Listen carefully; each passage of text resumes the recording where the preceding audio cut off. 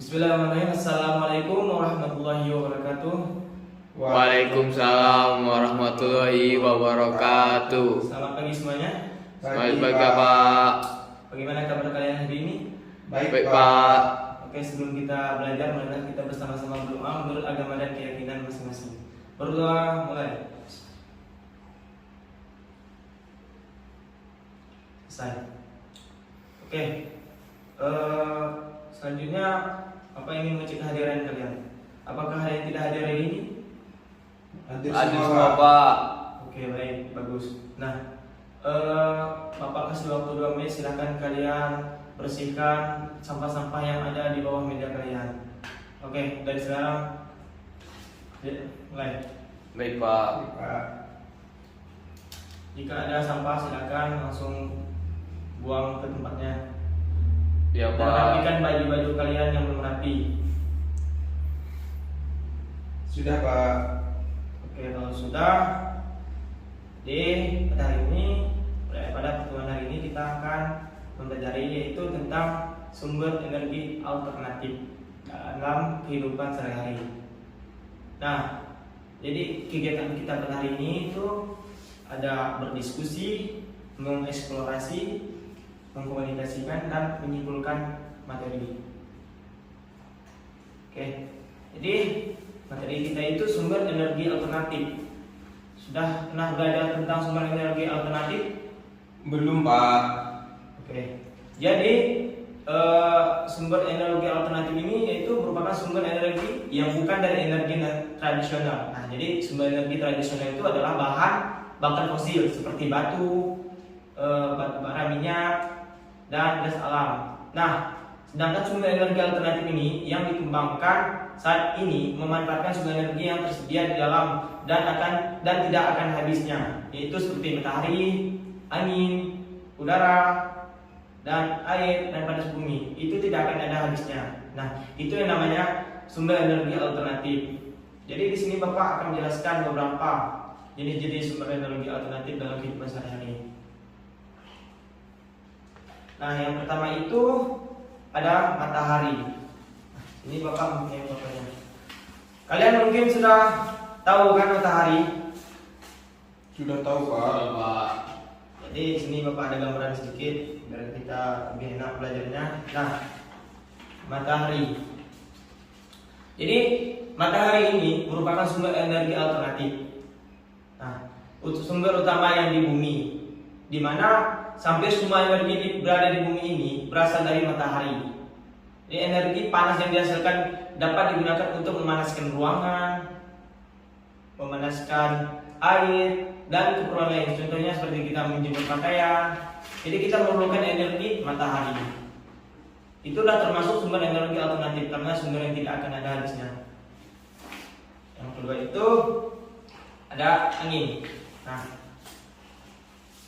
angin mungkin tidak bisa dilihat, namun bisa dirasakan. Nah, contohnya seperti di gambar ini. Ini bukan pohon-pohonnya yang anginnya, jadi yang anginnya itu inilah yang bikin pohonnya seperti mau tumbang. Nah, seperti ini. Terlihat? Terlihat Pak. Nih.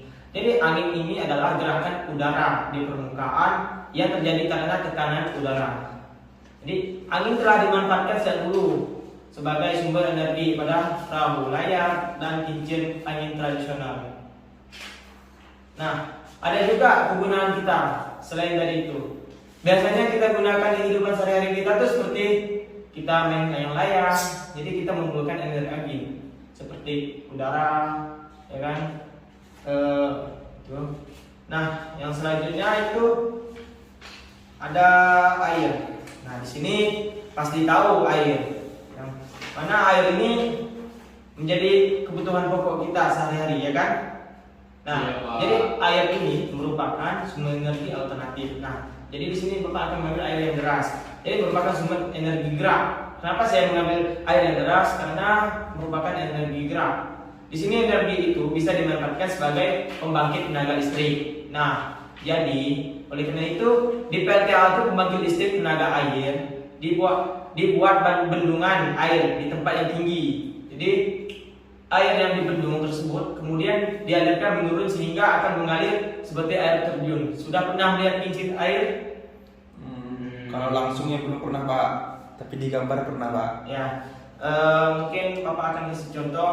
Di sini kincir-kincir air itu seperti ini. Terlihat? Terlihat Pak.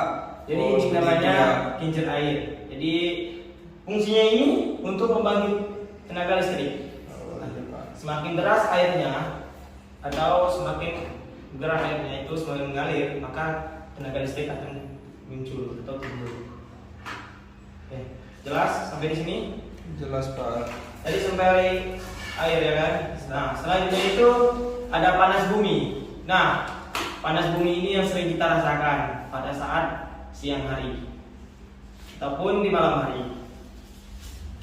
Jadi, panas bumi ini termasuk juga energi sumber alternatif.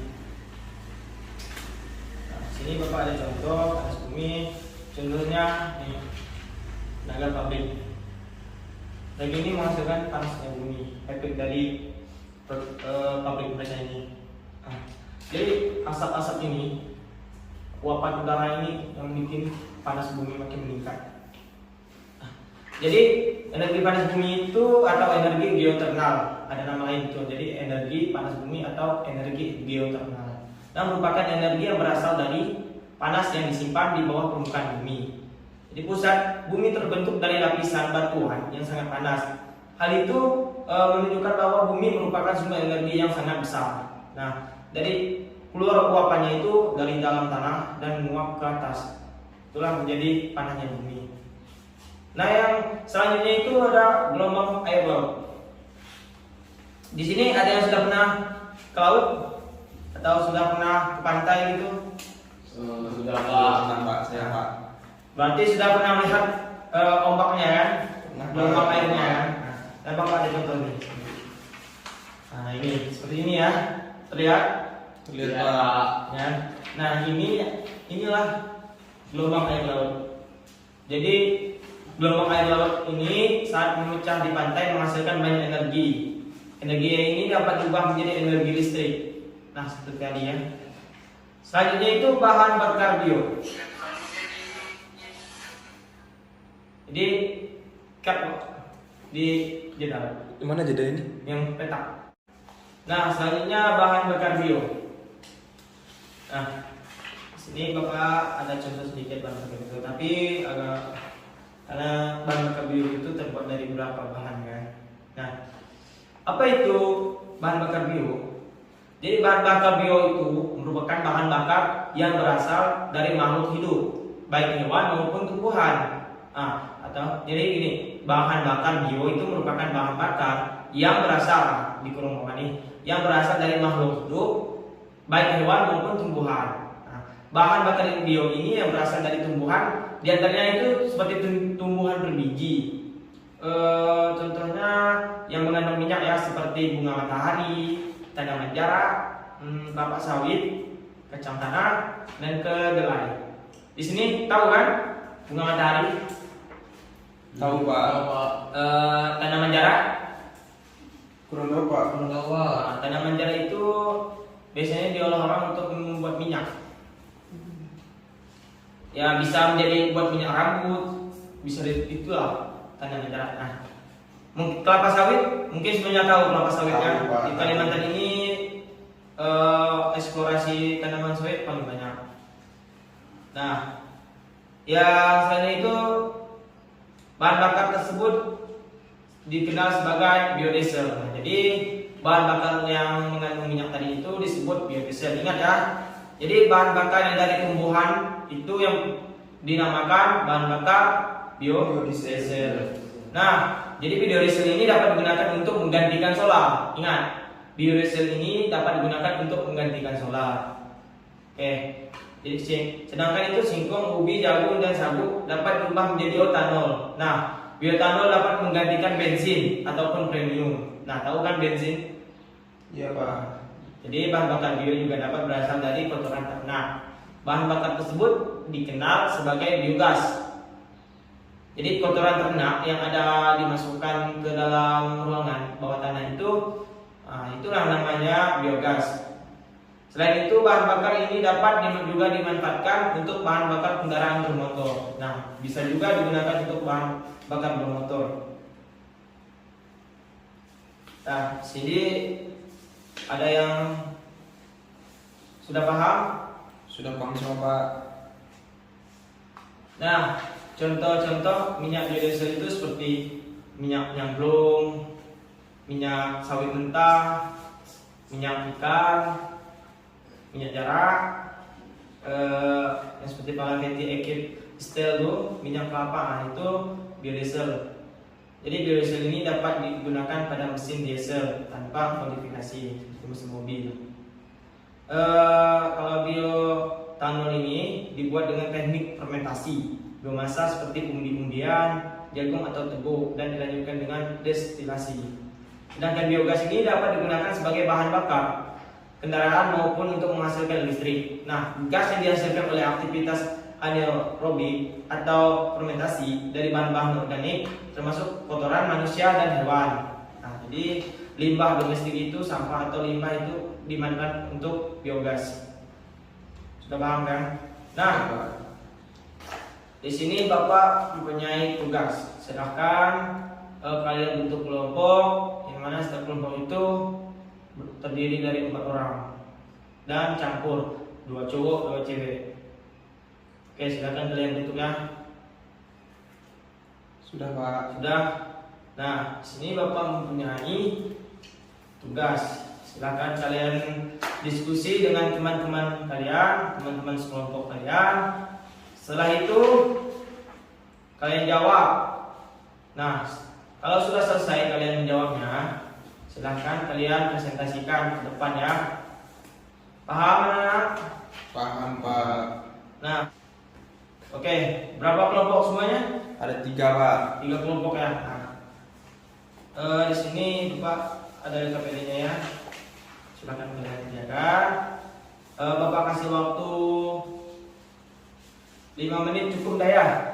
Cukup Pak. Cukup ya. Nah, Bapak kasih waktu 5 menit, silakan kalian kerjakan ya. Oke, silakan ambil ke depan. Oke, terima kasih sudah menampilkan hasil diskusinya. Nah, Bapak rasakan sudah cukup ya, sudah maksimal hasilnya ya. Nah, jadi Bapak akan bahas ulang ya. Kita menyimpulkan materi kita tadi. Jadi yang pertama itu pengertian energi alternatif. Nah, jadi energi alternatif ini yang bersifat terbaru ya, yang kekal atau dapat dipulihkan. Contohnya tadi seperti angin, matahari, laut, dan bio, panas bumi ya, seperti itu ya. Jadi itu digunakan untuk mengganti bahan bakar minyak atau BBM ya. Nah, jadi energi alternatif ini menjadi 2 pilihan untuk menghemat energi fosil yang semakin nipis. Oke. Jadi sebelum energi fosil benar-benar habis, maka harus mencari sumber energi alternatif atau energi yang bisa menggantikannya. Nah, itu tadi seperti penelitian pertama. Selanjutnya tabel yang kedua. Yang tabel kedua ini itu sini kita disuruh mengisi ya, dan membuat keterangannya. Contohnya seperti tadi matahari untuk menjemur pakaian manfaatnya itu. Nah, jadi pertama itu energi matahari kan. Jadi energi matahari itu merupakan sumber energi yang melimpah. Kenapa melimpah? Karena matahari menyinari seluruh bumi, bukan tempat kita saja tapi seluruh bumi. Jadi energi tersebut terdiri dari energi panas dan energi cahaya. Jadi energi matahari dapat dimanfaatkan pada siang hari untuk mengeringkan pakaian ya. Selain itu energi matahari juga dapat diubah menjadi energi listrik. Nah, menggunakan alat yang disebut sel surya. Pernah dengar itu sel surya? Belum pernah Pak. Nah, cuma saja kita akan membahas itu.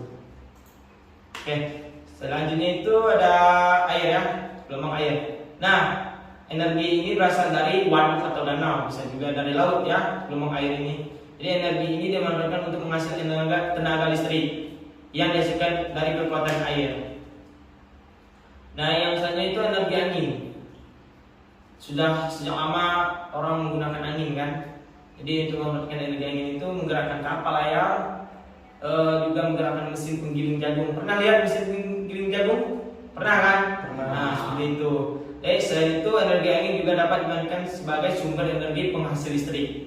Nah, selanjutnya apa lagi? Energi panas bumi kan? Iya. Iya Pak. Jadi energi panas bumi ini merupakan energi alternatif yang dihasilkan dan tersimpan di inti bumi. Inti bumi itu di dalam dasar bumi. Tahu kan? Pernah kita belajar dulu. Iya Pak. Nah, energi ini dimanfaatkan untuk menghasilkan energi listrik dengan pembangkit panas bumi. Yang Bapak tadi tampilkan ini ya. Ini namanya, nih contohnya pembangkit listrik Iya Pak. panas bumi. Lihat kan? Terlihat Pak. Oke. Selanjutnya itu energi air. Nah, di sini energi air ya tadi seperti yang sungai, ya kan, bisa menghasilkan tenaga listrik. Yang terakhir itu energi biolistrik. Jadi sudah Bapak jelaskan tadi kan di awal pembelajaran. Jadi ada 3 macam energi bio itu.